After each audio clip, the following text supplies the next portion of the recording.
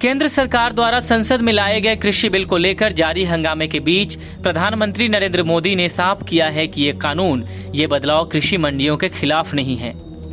कृषि मंडियों में जैसे काम पहले होता था वैसे ही अब भी होगा, बल्कि ये हमारी ही एनडीए सरकार है जिसने देश की कृषि मंडियों को आधुनिक बनाने के लिए निरंतर काम किया है।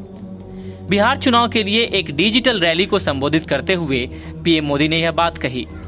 उन्होंने कहा, कल देश की संसद ने देश के किसानों को नए अधिकार देने वाले बहुत ही ऐतिहासिक कानूनों को पारित किया है।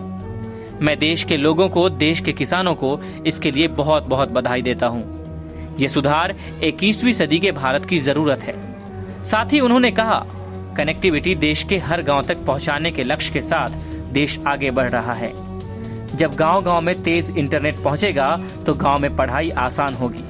गांव के बच्चे, युवा भी एक क्लिक पर दुनिया की किताबों तक, तकनीक तक आसानी से पहुंच पाएंगे। मैं देश के प्रत्येक किसान को इस बात का भरोसा देता हूं कि एमएसपी की व्यवस्था जैसे पहले चलती आ रही थी वैसे ही चलती रहने वाली है। इसी तरह हर सीजन में सरकारी खरीद के लिए जिस तरह अभियान चलाया जाता है वो भी पहले की तरह चलते रहेंगे।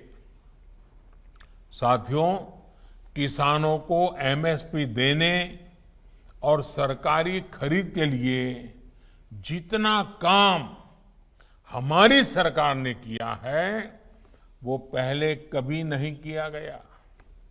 बीते 5 साल में जितनी सरकारी खरीद हुई है और 2014 से पहले के 5 साल में जितनी सरकारी खरीदी हुई है उसके आंकड़े देखोगे तो कौन सच बोल रहा है, कौन किसानों के लिए काम कर रहा है, कौन किसानों के भलाई के लिए काम कर रहा है, इसकी गवाही वहीं से मिल जाएगी। इस साल कोरोना संक्रमण के दौरान भी रबी सीजन में किसानों से गेहूं की रिकॉर्ड खरीदी की गई है।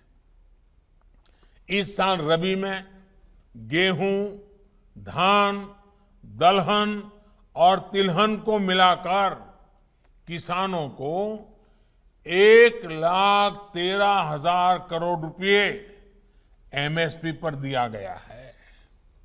ये राशि भी पिछले साल के मुकाबले 30% से ज्यादा है। यानी कोरोना काल में न सिर्फ रिकॉर्ड सरकारी खरीद हुई बल्कि किसानों को रिकॉर्ड भुगतान भी किया गया है।